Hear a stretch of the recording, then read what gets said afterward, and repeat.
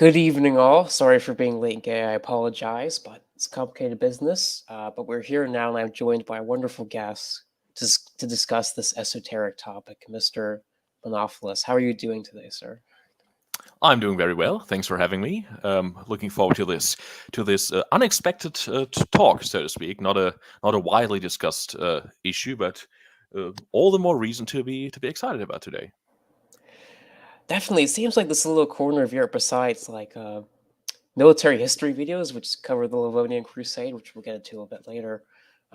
Basically, nobody talks about this region, except Mm. for its more Germanic past, which is obviously the more memorable version. But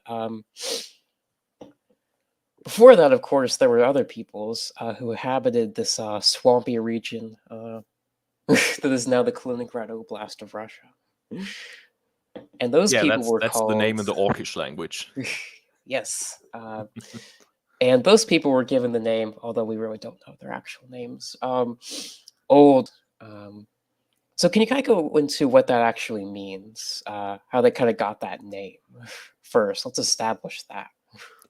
Now, first of all, the Old Prussians, so to speak, were the original Prussians. So everything that happened in this region after that is technically named after them. Now they are Indo-European people of the Baltic people in general, and as such they are related to the Lithuanians and the Latvians, though not to the Estonians, which technically are a Baltic country, but the Estonians are a Uralic or Finno-Ugric people. So Estonian is the language is really similar to the Finnish language.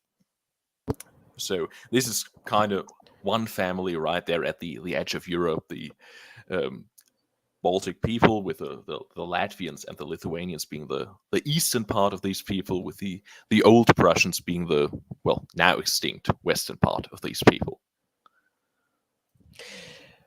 Definitely, and there's many complicated reasons as to why they went extinct. But the kind of interesting things about them, unlike the kind of Basque, which were kind of more esoteric before we kind of learned more things about them recently, is these people actually went extinct. And like all records, because they were primitive, I'm going to use that term. Uh, all of their writings and culture and songs and traditions were written down on the, as you were telling me, like organic matter. So it was kind of Well, all to the degree lost. that they wrote anything down at all. So, I mean, writing systems in those tribal societies is always a difficult issue, and for a lot of the tribes, the first time the language was properly written down was when the Bible was translated in their native language. So, many of the Western tribes who had, shall we say, run-ins with the Teutonic Order earlier on never really reached that stage. One thing I would like to say about the issue of extinction, they went extinct as a people. That doesn't really mean that like everyone who belonged to that group died or got slaughtered or whatever. Like a lot of these people just got Germanized and got baptized, started speaking German, and so like they didn't literally raise the country and kill everyone. No, it's not in this libtard kind of notion of white people go in there and they just like kill everybody because Mm. white people bad, as we all know. No, that's not what actually happened. Most of them, if they weren't devoutly pagan and kind of resistant Western advance the Teutonic Order, kind of adopted the culture, just kind of became subsumed into the Germanic culture over time. Mm. And it kind of dropped all references to their Baltic or Old Prussian identity and notion because that was intrinsically pagan and Hmm. animist in its notation. Yes, yes. But let's kind of talk about this mysterious corner of Europe. And of course, as the map autist, I will be bringing up some maps that we can discuss. So, the first one Mr. Monopoulos gave me was a Germanic settlement between 10,000 BC and 100 BC. And this is kind of the Germanic or Germania, Roman province, the kind of borders we see here. We see the Jutland Peninsula, kind of the Rhine, Elba heartland, and we see that kind of the Germanic expansion outwards kind of centers from that core area. Yes, yes. So this is, well, as you said, the area of Germanic settlement until about 100 BC. Now, this, of course, goes far beyond the Roman provinces in Germania, with what is modern day northern Germany and being the ancestral homeland, if you will. Now, from there out, you'll see a number of red arrows pointing to all kinds of directions, and I would like to, I don't know if you can really see it, look at the eastern part there, right underneath where it says Baltic Sea or Mare Balticum. Now, there you see, right at the edge of the Germanic settlement is the mouth of the Vistula River. So this is basically the west, the area where the Germanic settlement and the Baltic settlement essentially collided, bordered, whatever. So just slightly to the east of the Vistula River was some kind of murky ethnic border between Germanic and Baltic groups. Now, the most famous tribe from that region were, of course, the Goths, the ethnogenesis of the Goth, so literally the people who went later on to sack Rome and so on, founded the realm in Spain. They formed here at the mouth of the Vistula River. Now, since we're already talking about ethnic borders, it should be noted I am a German, and probably someone will accuse me of having a pro-German bias, and that's fine. That's probably true. And if we had a Pole and a Lithuanian here on the panel, they would probably disagree on a few issues. But be it as it may, naturally, I'm thinking from a somewhat German tilt on that issue. Now, one thing you haven't really heard me mention so far is, of course, Slavs. The Baltic people are not a Slavic people. They don't speak Slavic languages. They are not related or anything. So they are not really a part of the picture. The Slavic ancestral homeland is far, far to the east. We're not really dealing with that at this point yet. The thing is that, of course, in late antiquity, in the migration period, Germanic tribes, picked up their stuff and left. Or at least significant parts of the population left for the south and the west, leading to a bit of a power vacuum, which, of course, changed ethnic borders. And the borders were already murky to begin with. I mean, wooden buildings, and the people traded with each other anyway, so we really can't exactly tell where one tribal territory started and the next one ended. But into this power vacuum, we see the westward conquest, essentially, of the Slavs. And something interesting also about that was kind of as you got closer past the old German province of Pomerania and the river Vistula, is that this area is, and still kind of is, very, it was, especially in this time, unsettled and unknown to Western civilization. This area, and when we talk about Germania, it was covered in forest, and it was. However, this area was basically unknown, kind of, to the Western Romans, because it was basically like a swampy, forested area, and the peoples who inhabited this area were even less kind of more barbaric than the Germans were. Apparently. I mean, in geographical terms, this area just to the south of the Baltic Sea is essentially a continuation of Scandinavia. So if you see these areas, Pomerania, East Prussia, and so on, the thing that really resembles them in terms of landscape is Finland. So tons of lakes, tons of marshes, deep, dark forests, which was the allegoric name of East Prussia in German anthems, land of dark forests and crystal lakes.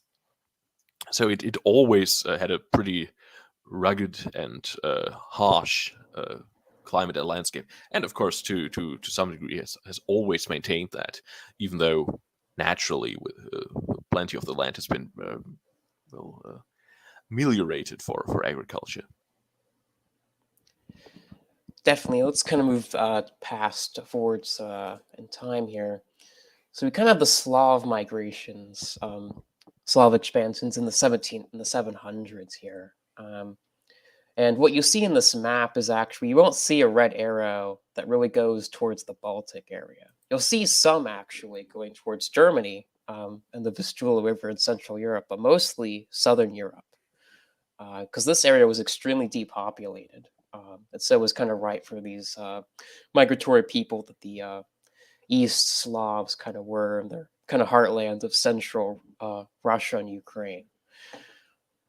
So that's kind of how we know these people were not Slavic, as because some more later the Soviet propaganda would claim about this region. I don't know if it's just me, but I'm not yet seeing the Slavic map. Okay, is it still showing the other map? Still showing. Okay, hang on, let me fix that. Okay, I don't know what happened there. Ignore that technical difficulty here.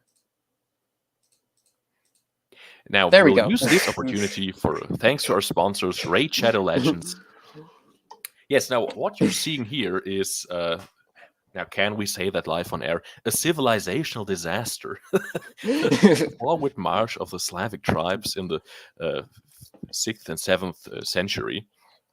Now, and as we already mentioned a moment ago, now this went far beyond what were the former ethnic borders and deep into modern day Germany. So, funnily enough, pretty much to the Elbe River, which was the point at which Germany was partitioned during the Cold War.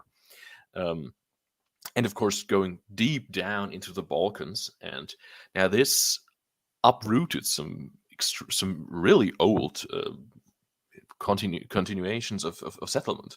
For example, in the Balkans, you still had ancient Thracian language being spoken. You still had Celtic people living there in the Balkans. And of course, you still had a Germanic rump population around the Vistula River, around the Oder River, and all around these territories in the west where they marched into. Now, this was not yet known until, like, I don't know, around the turn of the 20th century. So all kinds of funny theories how all of this occurred. Generally speaking, there were some schizo German historians who actually claimed Slavs don't really exist. That's just non-Christianized Germanic peoples, which clearly wasn't the case.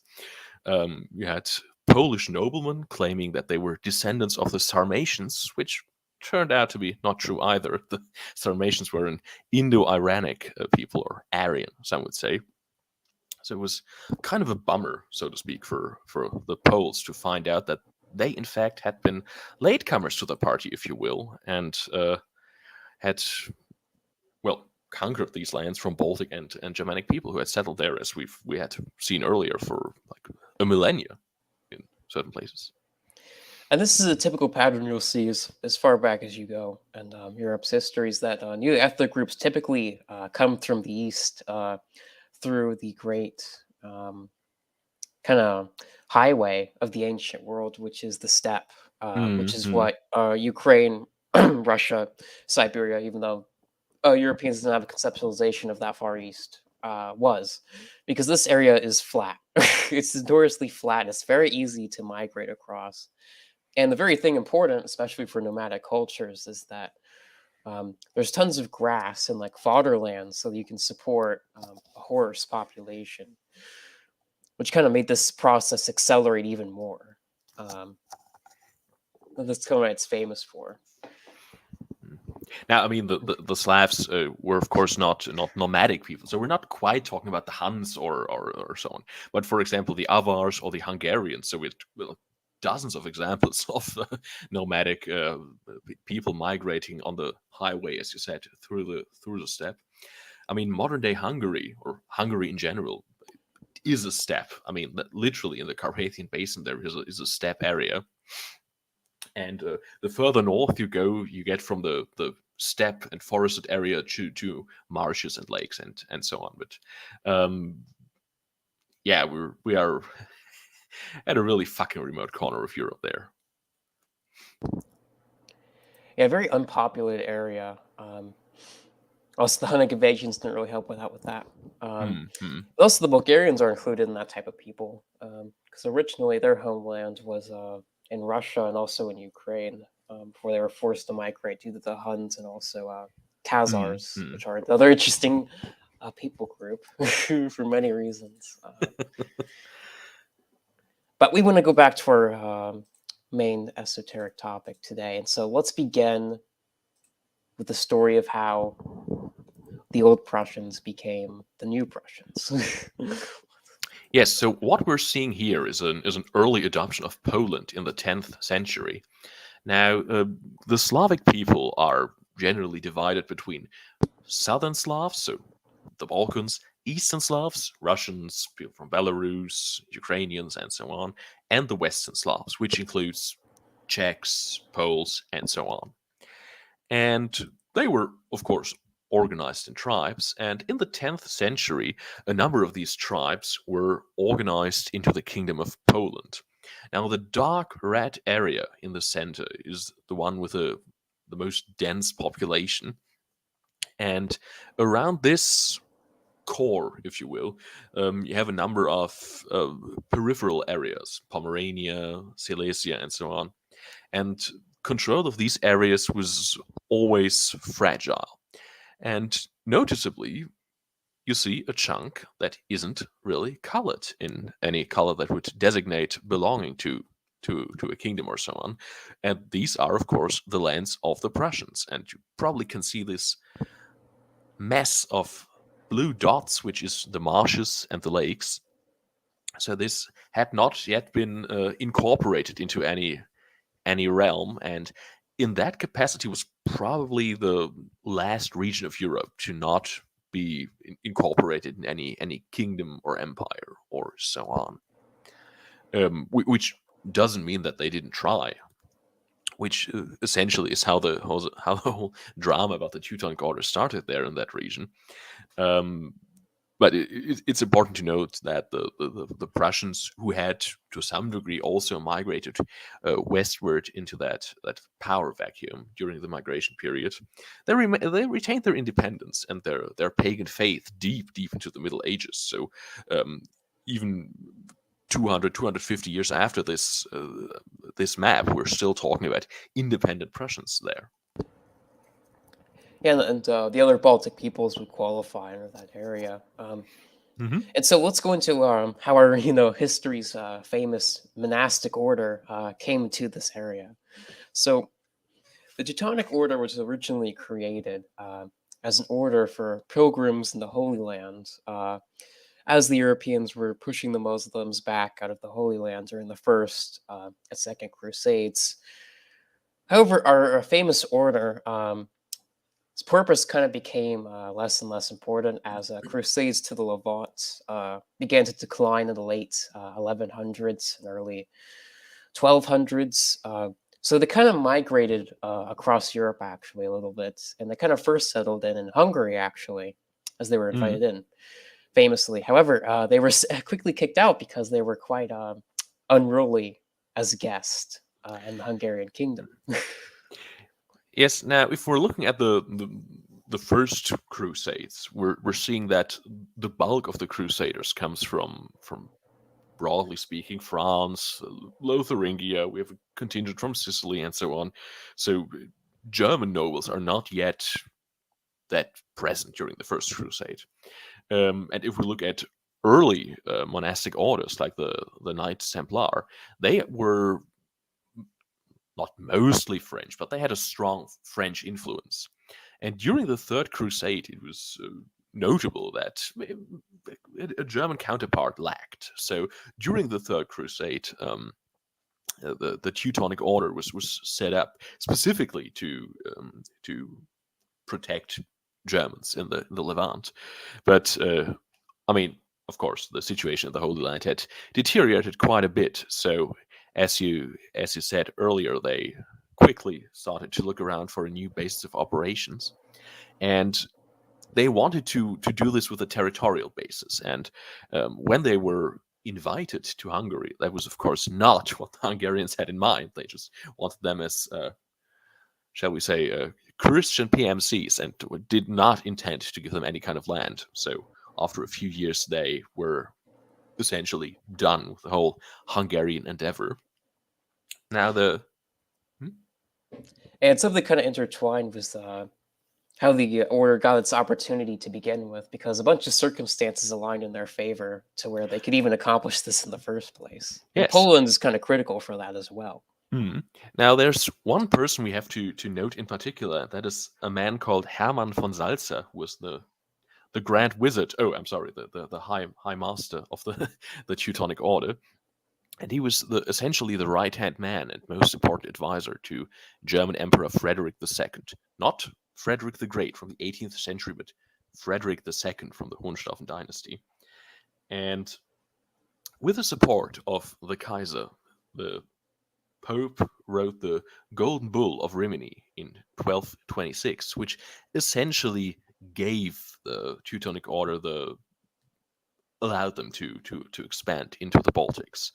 Now, this was the legal background, but of course, you still need local support, and this is where internal Polish issues, so to speak, came into being.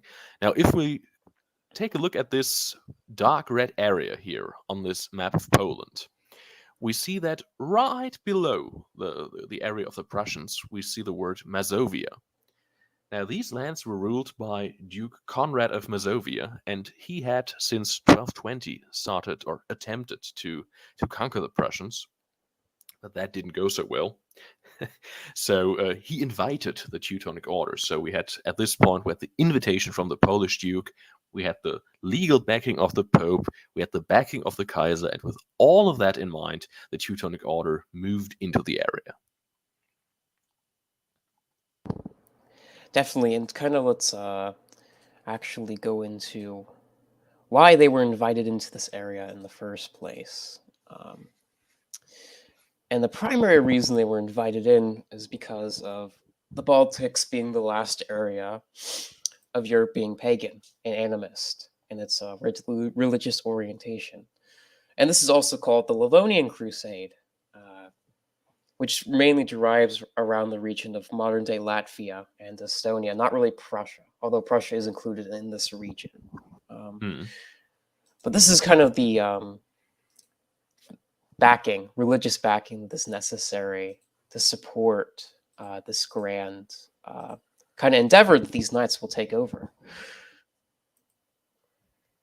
And kind of as we see here, that's a pretty late map. wait, where's the earlier one? Okay, let's go back to this one. My original ethnic map, of course, technical difficulties here, folks. There we go. Here we go. Let's go back here a little bit. We see the tribal maps of this region, at least as we can best understand them, in the year 1200. Yeah, so these are basically all of the Baltic people. Now, these would eventually constitute the Lithuanians, the Latvians, and the Old Prussians. And the Old Prussians had the misfortune to not form a kind of tribal confederation or whatever, as the Lithuanians did. They were still sharply divided between a number of smaller tribes. And of course, this area was, due to its rough terrain, always somewhat sparsely populated. So we're not talking about masses and masses of people. Some of these tribes were fairly slow and localized. Now, another thing that should be taken into account here is that I think you can see it really nicely here on the map that we have a number of rivers that go towards the Baltic Sea, and we see that the Baltic tribes essentially control the mouth of these rivers. So the economic development of the entire hinterland of these rivers is hindered by basically these tribes being in the way.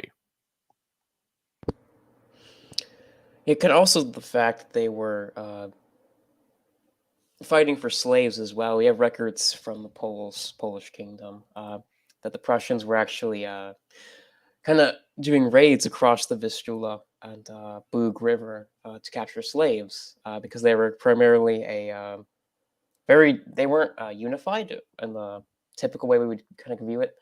There are a bunch of sovereign tribes, as we see here, these little names, as we can best understand them. But they were very kind of slave tribal people. Yes, I mean we essentially see the same thing with our Native American friends that essentially these tribes lived in a state of constant low level warfare. It was never full, or usually not all out full warfare, but it also rarely actually resembled peace. Whereas most of Europe, by 1200, of course, had an ingrained feudal system with all kinds of legal mechanisms to determine between war, peace, foods, and so on. But this entire concept of eternal small scale raids and slave hunting and so on was, of course, at this point completely alien to the rest of Europe and only practiced in regions such as this.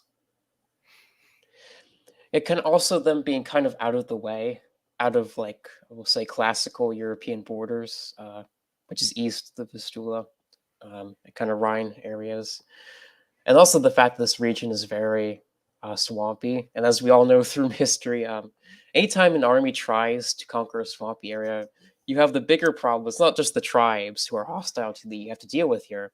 It's Mhm. also the fact that you have to deal with diseases as well. Yes, yes. For example, in these areas, they usually made although later on during the Livonian Crusades, they made the greatest advances during the winter when the lakes and the streams and the marshes were frozen over. But of course, winter warfare, especially in Eastern Europe, some might say, comes with its own problems, and that's not exactly a walk in the park. Definitely, and you see this culmination kind of taking place as to why it was kind of right for this kind of random monastic order that was kind of down on its luck, so to speak, to be presented with this golden opportunity for land, which it wanted to kind of base its order out of. You Mhm. had the Duke of Westall, like you said, inviting the order into as mercenaries to Mhm. kind of help them subdue this area, and then you also conveniently for them have the Pope calling for the Livonian Crusade to destroy this last remnant of pagan religious idolatry in Europe, because the Russians converted uh, in the year 1000 or 800. I forgot exactly which. Um, I'd probably go with the earlier date, but I don't know for certain. But anyway, it was far before this. So even though they weren't Catholics, they were still Christians. This was the Mhm. last area still animist, um, Yes. as far as we can understand, and nature based in its worship. And so therefore, it was right for religious destruction, shall we Mhm. say, as a motivation. And so that's kind of how they were allowed to move past the Vistula and invited in from Mhm. the Poles. It wasn't a well, let's just go conquest native tribes. No, you have to have a bunch of circumstances to be allowed, because typically medieval kingdoms won't allow you to just take land to kind of establish your kind of state. That's not really typical in Europe Yes. usually, Yes. without a war. Mhm. And that case is kind of special in that regard. And so that's where we move on to kind of a bit of later history here, and the year 1260. So this shows the progress of the first 35, 30 years of conquest. Now, if you look at those black arrows, you see that one starts in this little blue salient. Now, this area of land was actually directly given by the Polish Duke to the Crusaders, to the Teutonic Order as a base of operations. And so they started from the south, and they also started, of course, from the coastline, and from there on started to subdue what would later become East Prussia. Now, if you look in the upper left corner of the image, you'll see two crests there, because funnily enough, we had two competing orders at first, and the one with the white and red crest were the Brothers of the Sword, founded in 1202 in Riga, and they essentially started their own Livonian crusade, if you will, conquering modern day Latvia and Estonia. And now this order was smaller than the Teutonic Order, but I mean, just judging by this map alone, they made significant strides within a very short time.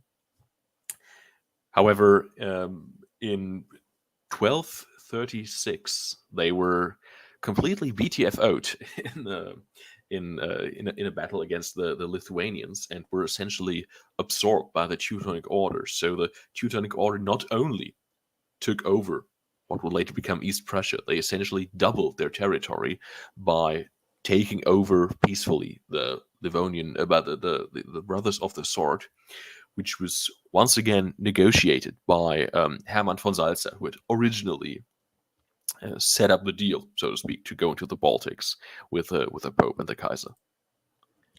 And yes, you see the major progress here of the Crusade. You see that pretty much, this map doesn't really convey it, but pretty much the area they have under their control is basically the coast, and a lot of East Prussia, except for kind of the more hinterlands. And there's a tiny bit of the coast, part of Samogitia land, which is Lithuania, modern day Lithuania, which is the only part still not under their control.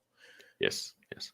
Now, I mean, these maps are, of course, always deceptive insofar as they suggest control. And yes, we had back in the day some degree of control, but we're not talking about like modern day stated or whatever. So all of this was pretty shaky, and all this could only be maintained by a series of fortresses and cities being set up there, partially supported by the Hanseatic League, which was also expanding into the Baltics and aiding these endeavors with logistics and resources. Definitely, it's kind of the last area where where you see the space where this unique phenomenon of this monastic state is kind of allowed to just take over because the circumstances are so ripe for it, and they kind of change history, as we'll see later on. But so during this period of time, obviously the Old Prussians are not just like sitting down, as the leftist conception of, oh, they're just so peaceful, natives are just, they want to smoke, smoke weed in the hippie tent with you. No. They were chopping heads off and resisting as much as they could. However, they had the distinct disadvantage of like not having any knights or cavalry, as I can understand it. They kind of fought in desperate groups as skirmishers, attacking supply lines, except for a few key battles, which they kind of managed to form tribal alliances to kind of resist the advance. And there was a resistance actually for a fairly long time in Old Prussia. Now, I mean, what we have to keep in mind here is that the insane disparity between the people who were squaring off there. I mean, the Teutonic Order, from the leadership down, was in close relationship with the German Emperor in these days, and was essentially influenced by the Italian Renaissance, which had already started in the 13th century. Now, as far as I know, the castles of the Teutonic Order, for example, closely resembled those that the Hohenstaufen dynasty built in Sicily. So we're already advancing past the Middle Ages, so to speak, in Southern Europe, while the Old Prussians and the Baltic tribes were essentially, well, living on a technological level. I think we can safely say below what Caesar encountered when he entered Gaul. So we're really talking about a technologically outmatched people, and of course simply poor. I mean, no way to beat around the bush. They couldn't just acquire the resources or anything to minimize the technological disadvantage. They essentially had a numerical advantage, but that was kind of it. And if you're disunited against a united force of a monastic order and the occasional volunteering crusaders, you're essentially, well, shit out of luck. No, it's like in the later 19th century where you have like small groups of British troops who have modern rifles against like Africans with spears. It's just like it's not even a comparison. It really doesn't even matter the numbers here. Although, of course, they had superiority. I believe the estimate was like there was like 28,000 Old Prussians when the Livonian Crusades began. I forgot the number afterwards, but they didn't have superiority at the very beginning here, and these were hostile people. However, of course, they were crushed due to the superiority in weapons. However, they did manage to kind of, in the north here, we see along that river and bordering Latvia and Estonia, in that the kind of middle arrow at 1236, they were able to crush the sword order due to ignorance and incompetence, and the fact that they knew the swamps better than anyone. But these Yes, people had no yes. idea. This was basically unknown territory to these people. It was like Mars, essentially, unknown in conception. So that also proved why it was also kind of guerrilla warfare as well. Swampy guerrilla warfare, as I'll call it. However, of Yeah, I mean, course, we all see it all over the place here with these maps. It technically, the conquest doesn't go that far inland. We're still pretty close to the coastline and the river lines, and the further we go away from either of these two, things become increasingly more difficult for the Crusaders. definitely, and far more contested, for sure. And that's where we get into the intrigue and politics regarding Poland and kind of why they became famously enemies afterwards, this period of successful conquest. Now this here is like the Teutonic Order in its full glory. So this is the maximum territorial extent that they ever reached. I think some of the numbers are not quite that easy to read, but some of these territories they only occupied for a few decades, 20, 30 years. Now, one important step was the conquest of West Prussia, so between Pomerania and the Vistula River, which essentially happened in 1309. The dynasty of this area had died out, and the succession was contested. And the Duchy of Brandenburg, believe it or not, had one of the two legal claims to that area, and the Teutonic Order essentially bought that legal claim from Brandenburg, and then took over that area.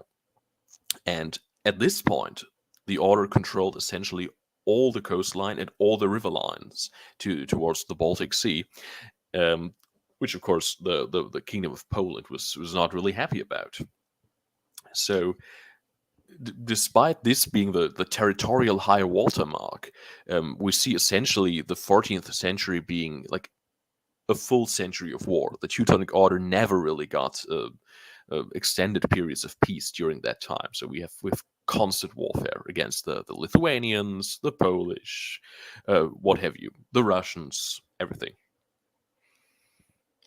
Yes, because originally they promised the King of Poland Pomerania. However, they went back and just took the territory for themselves. And that obviously pissed Poland off because, as you could see in the previous map, they had access to the sea through that corridor right there, and kind of lost that. And that's kind of when this rivalry just heated up until kind of later on when they were able to kind of subdue the Prussians, or the Teutonic Order. So should be rightfully called here, which was more of a monastic state. That's the correct term for it, because it was a religious order. However, it also owned a state and an army, which is kind of an outdated concept that we're not familiar with, but it did exist here. I mean, one fundamental problem for the Teutonic Order was that in 1387 the Lithuanians finally converted to Christianity, which essentially deprived the order of its reason to even be in that area. Well, I mean, of course, they didn't pack their bags and left, but the support from the church and from crusading noblemen essentially dried up pretty fast after that. So all the problems the Teutonic Order already had in terms of manpower and so on, which was alleviated every now and then, became all the more prescient. Especially since it's pretty hard to maintain a technological advantage if you live side by side with another people. So the gap did narrow and did close down to some degree. Well, not fully, but Lithuanians were getting closer. Definitely, and they were basically eternal rivalries for all of their existence. It pretty much never stopped, even when they did convert to Christianity. Also, Mhm. another problem our favorite knights in armor faced was that the monastic order was celibate. So the problem was also getting a replacement birthright, because you weren't allowed to have children in the order's Mm. view of things. So that was always a problem. Yes, yes. I mean, in the 14th century, we're talking about, well, below 2000. I mean, maybe 1500 full knights of the Teutonic Order. Of course, you had servants and mercenaries and so on, but the actual military elite of the order, the knights, we're talking about maybe 1500 people, with some of them no longer even being in fighting age. So we're talking about a really small force, which was essentially the military nucleus around which the infantry and so on would fall in battle. And of course, this situation kind of birthed some of the more famous battles that the order and Poland and eventually Polish Lithuania, as they would eventually merge, would have, especially at Marienburg, um, quite famously. And kind of let's go into the reason why Poland and Lithuania kind of merged as well, which is more of an opportunistic kind of merger here, because we see Poland was kind of weakened by this loss of Baltic Mm, Sea access. yeah. Now, this is another point where things are become a little contested. Now, I would argue that the chief problem for the Polish was the massive expansion of the Lithuanians, who had carved out a pretty large empire to the east and southeast, which you can somewhat guess from this map. Now, the issue for Poland was that they were their dynasty had more or less died out, and the heir to the Polish throne was a woman who was then married with a significantly older Grand Duke of the Lithuanians, and through this well personal union, these two countries had now, for all intents and purposes, become one. And incidentally, both countries had some gripes with the Teutonic Order, so the problems of the order, so to speak, doubled overnight. Yes, it didn't help. It's basically like people who've been fighting for centuries suddenly join your main rivals, and they become one state. And so they kind of threaten you on two flanks here. I mean, what the Lithuanians didn't really account for, and I could imagine that some Polish people would screech about this depiction. Now, the Lithuanians thought they'd take over Poland through marriage. Great, great success. Now, what ended up happening was that essentially the Polish elements started to dominate in this state. So they, so to speak, subverted Poland, Lithuania from below, and the Lithuanian nobility became more and more Polish over the next few centuries. Definitely, kind of some backstory as to why Lithuania was able to get mega big, and you can't really see it here, but they basically controlled a bunch of southern Ukraine as well. They reached to the Black Sea. You can't see it on this map, but kind of the reason they were allowed was basically the decline of the Mongols. Were basically disintegrating and losing their hold over Russia and the Rus vassals. They were kind of disintegrating. And so that kind of opened the door for them to basically expand. And they were Yeah, already that's a warrior people, so it was fairly easy for them. yeah. I mean, that's another one of those instances of history rhyming. I mean, we have time and time again in these lands we see a power vacuum, and oh, of course, the power vacuum gets filled, and then they decline, and a new power vacuum forms, and it gets filled, and so on and so on. Definitely, and that's kind of where we begin our next step. We see the decline of the Teutonic Order beginning here. No, that's the wrong map. Fuck. Anyway, technical difficulties here. But anyway, our order eventually does begin to decline here. And so let's go into the background of how that kind of begins here.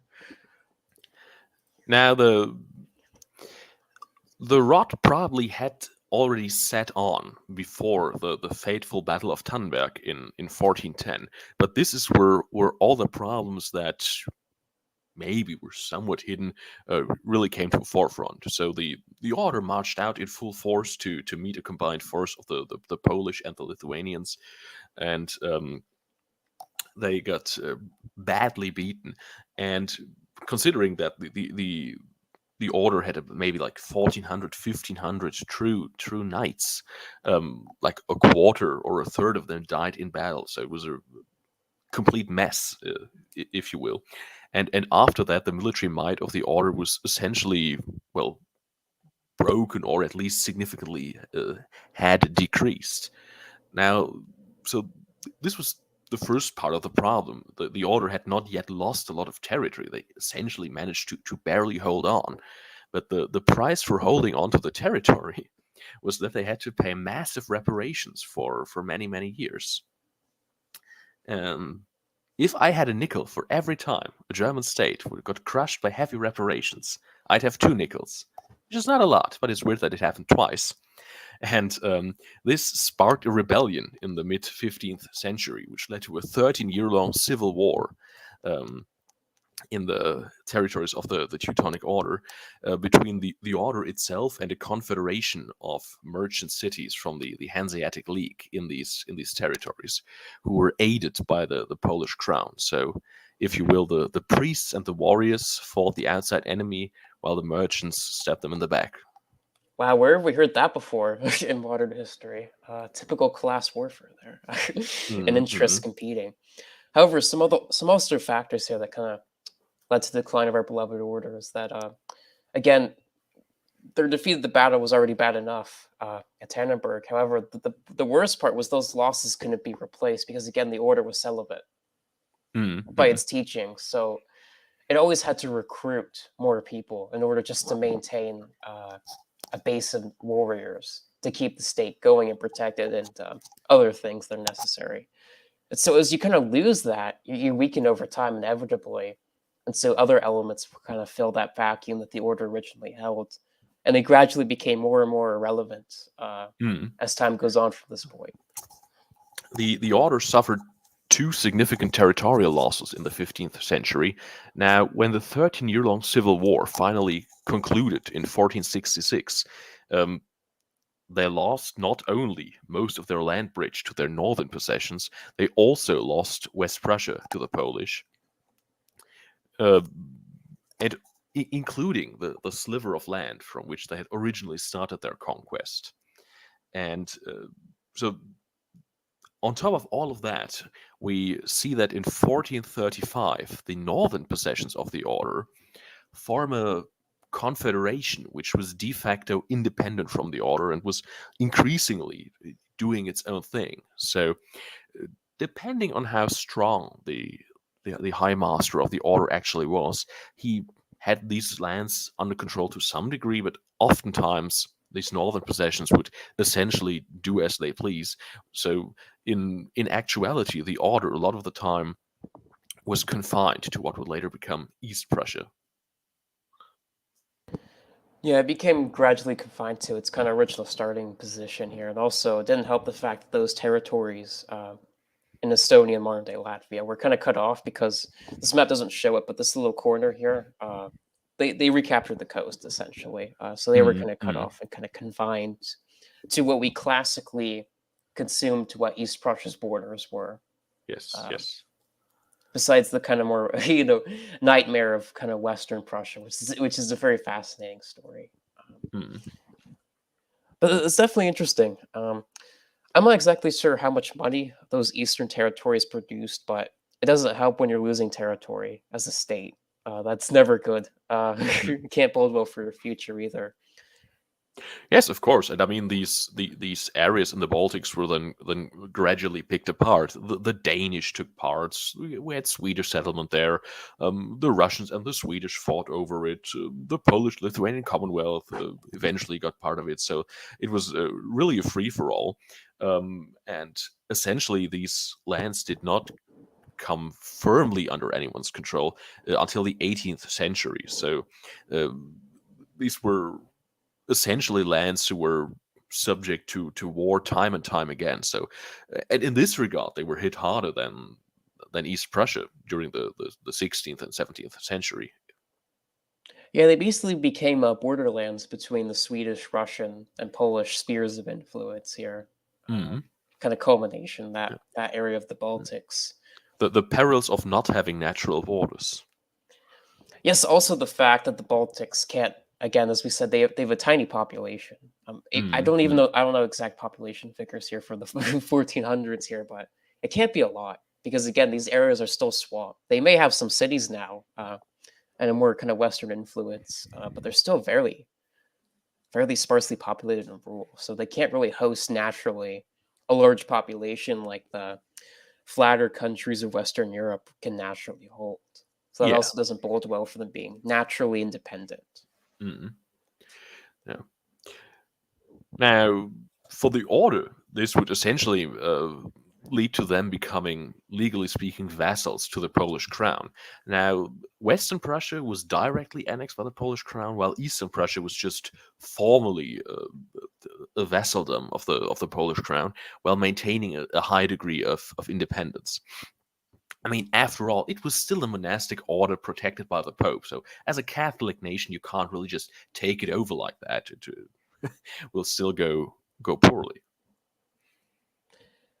Definitely. Kind of interesting things about this region.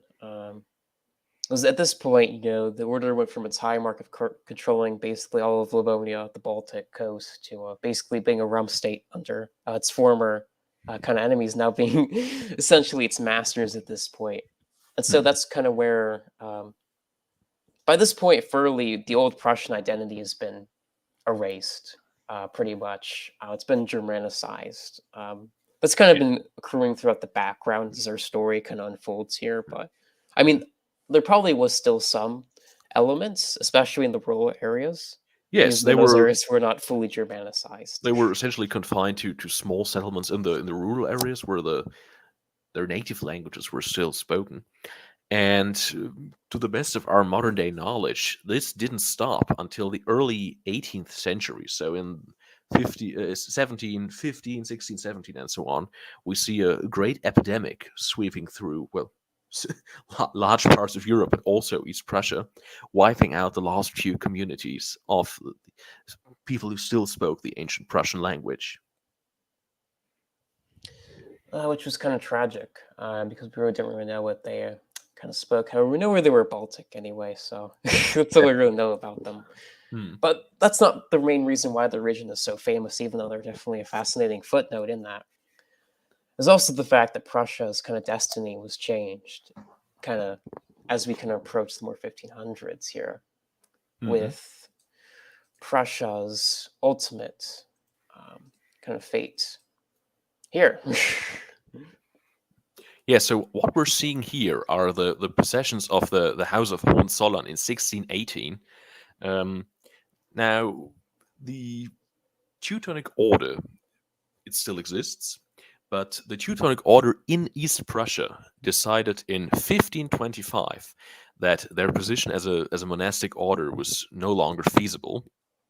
So the last high master in East Prussia decided to transform the country into the monastic state into a secular or worldly dukedom of the Protestant faith, and in that capacity, it was, some would claim, the first independent Protestant state in the world, although technically being a vassal to the Polish crown. And as fate would have it, this last High Master of the Teutonic Order was the third-born son of the Margraviate of Brandenburg from the House of Hohenzollern. So, throughout the 16th century, we essentially have two rulers in two states from one dynasty. It was a little bit like a rom-com, if you will. Everyone knows they will get together at some point. You don't know when, you don't know how. So for the next few decades, it's essentially a parallel development. Now, the first worldly duke of Prussia, who had previously been the High Master, was Albrecht I, and he was High Master, I think, until the 1560s. So he ruled for like 40 years, and contributed to stabilizing this region. I mean, if he had died earlier without heirs, this whole region might have just been taken over by Poland, and that's that. But fate would have it that in 1618 the last independent Duke of East Prussia would die, and the territories were united under one ruler, the Duke of Brandenburg Prussia, who would then combine these territories to form the red areas that we see here. And then this is kind of the birthplace of how Prussia.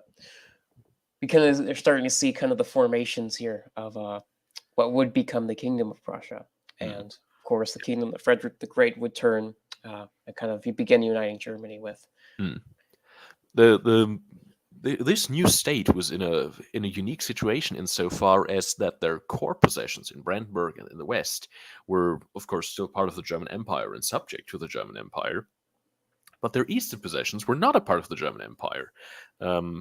Like until some point later in the 17th century, they were still legally vassals to the Polish state, but after that they gained full independence and essentially had one foot in, one foot out, so to speak. So they had a greater degree of freedom to pursue their own policies.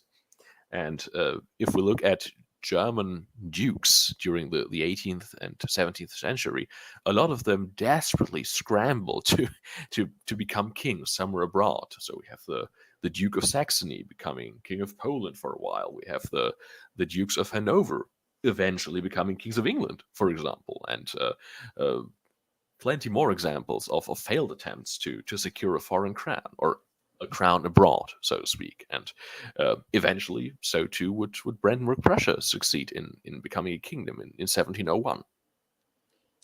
Yes, and this was kind of a long-lived dream that the kind of declining monastic order had. This was the long-read vision of kind of uniting it with the rest of the Holy Roman Empire. I'm not sure exactly if they had a particular dynasty that they wanted to attach them to, but Brandenburg, it was kind of presented as the right opportunity at the right time for this to finally take place. We have to acknowledge that we're talking about a long-standing tradition, so to speak, of putting crown loyalists in these positions. Now, if we recall earlier, Hermann von Salzau, literally the right-hand man, closest advisor to the emperor. So this was not just any monastic order being sent to any region. No, this was a trusted friend, aide, advisor of the emperor being sent to this region to, of course, further the influence of the empire. And for example, when the House of Hohenzollern were not just any dynasty that were given the Margravate of Brandenburg in, I think, 1450 or so. 1415, sorry. Now, they had been the Counts of Nuremberg, and in that capacity, they were the wars of the German regalia. So the Dukes of Brandenburg were essentially the same people who for centuries had to watch the German crown, scepter, and so on. So once again, crown loyalists being tasked there with pacifying the Northeast.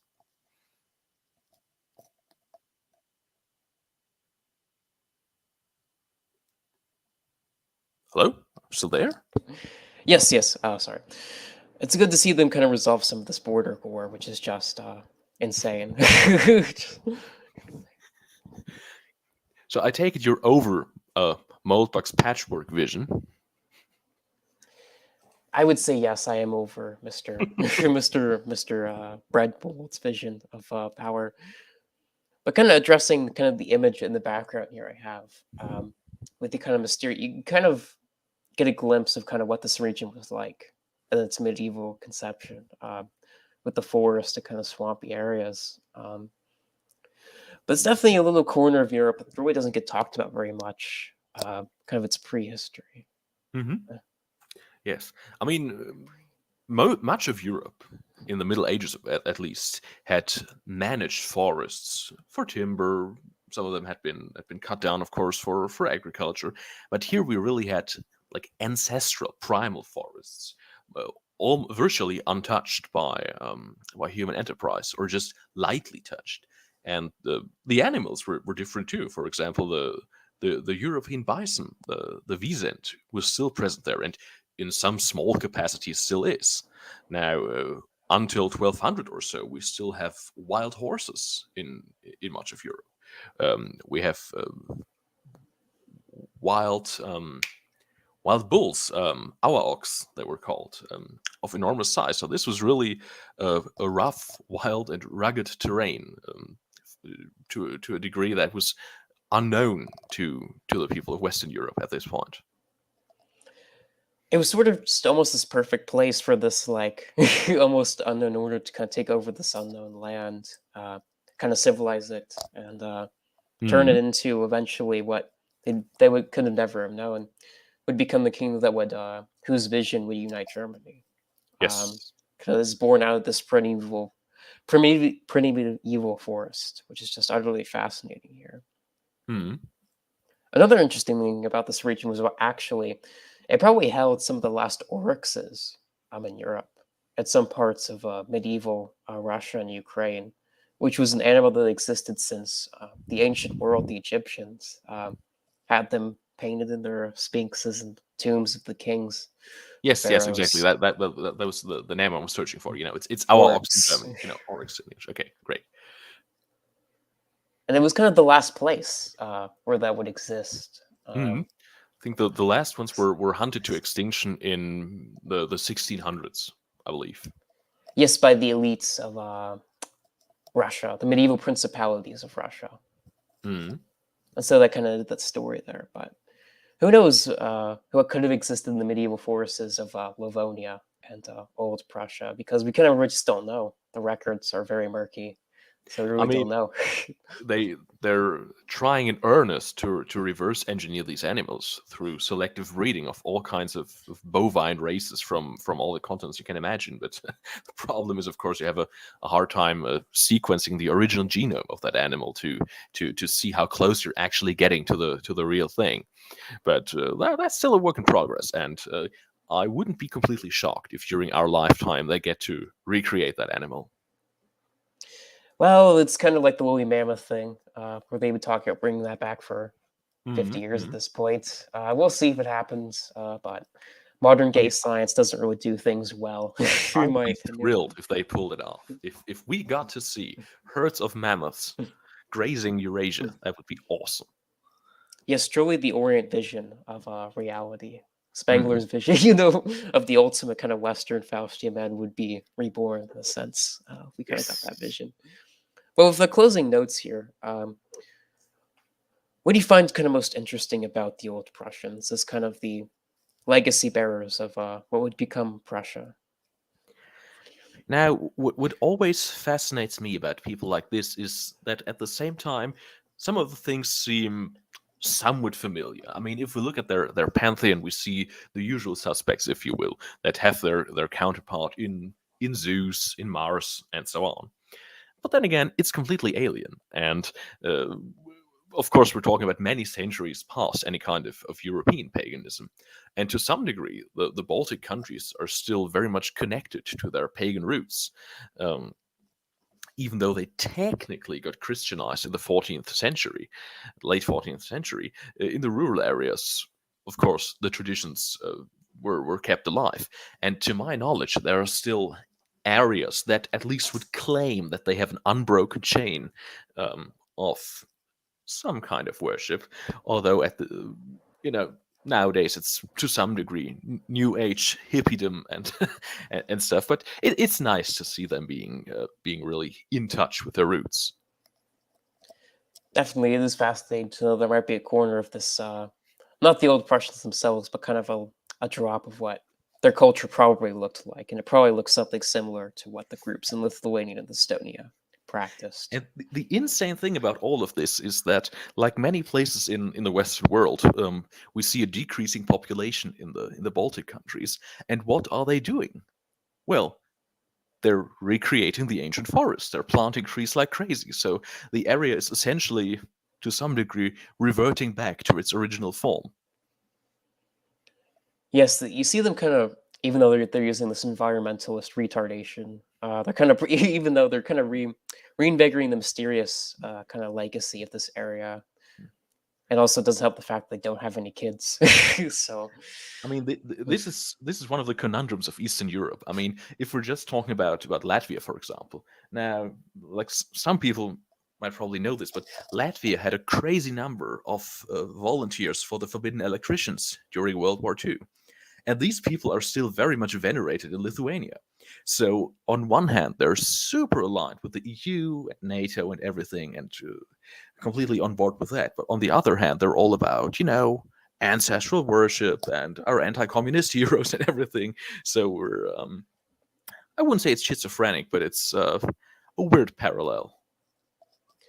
I mean, I really don't think you could have any other group's mentality, especially like considering their background, as this area was still like basically the last area to be civilized in Europe, even up until the 14th century. So, I mean, it really doesn't surprise me, especially considering that they were still like tribal people with spears. And that's kind of what they were encountered as, even though they got more advanced. But there's still some part of that in you because that is your ancestors, and that's kind of the basis of your people. And you have to give it to them. Despite everything that happened, I mean, the deck was truly stacked against them. But at the end of the day, the Latvians, for example, and the Lithuanians, they're still here. Still speak their languages, still are somewhat in touch with their traditions, and that's more than a lot of other people who started with more favorable conditions can claim. Definitely, that probably helps that they were conquered to help them kind of cement that more nationalist, because they know what it's like to be conquered. The true definition of what that means. That essentially most Western Europeans like have no conceptualization. Even their ancestors, like it just isn't common. Like you just don't really see it very often, really. It also helps the fact that like you're surrounded by major powers, so that also helps. With that being said, I really enjoyed our esoteric conversation on the Old Prussians. Is there anything you would like to leave our wonderful guest in the chat with, or kind of show? Well, first of all, thanks for having me, of course. Well, chilling. I mean, people can, if they'd like, follow me on Twitter. In my Twitter bio, you'd find a link to my Substack, where I have one or two articles which brush some demographic data of Prussia, and if people are really into the ancient history of these lands, I could recommend the writings of the Austrian historian Herwig Wolfram and his History of the Goths, which has been translated to English in 1990. So if people want to check that out, that could be of interest to them. Definitely do that, Anons, in the chat if you're interested in this subject.